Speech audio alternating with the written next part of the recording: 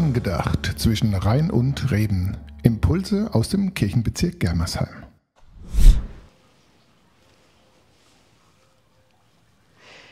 Ich liebe Seifenblasen. Total faszinierend, wie sie so leicht und unbeschwert durch die Luft schweben. Ich staune und freue mich wie ein Kind. Ein wunderbarer Moment der Leichtigkeit. Im Urlaub oder in den Ferien hat es für uns viele solcher Momente gegeben. Kaffee trinken und ihn ganz genießen, Schluck für Schluck. In den Himmel schauen und Figuren in den Wolken suchen. Am Wasser sitzen, die Seele baumeln lassen, manchmal auch die Beine. Und dabei staunen und sich freuen.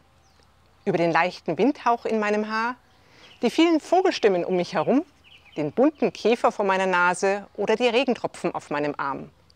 Staunen so wie früher als Kind, dafür ist man nie zu alt.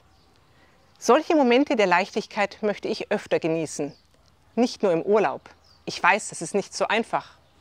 Wenn ich mal da sitze mit meinem Kaffee in der Hand.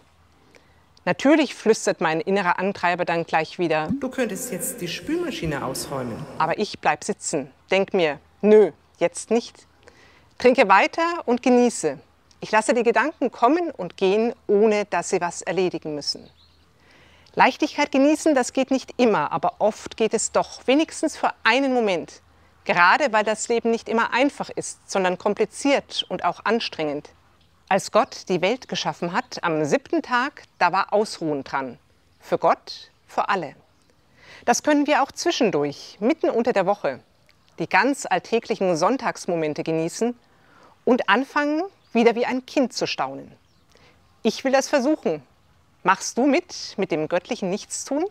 Mitten im Alltag, mit einem Sonntagsmoment im Herzen.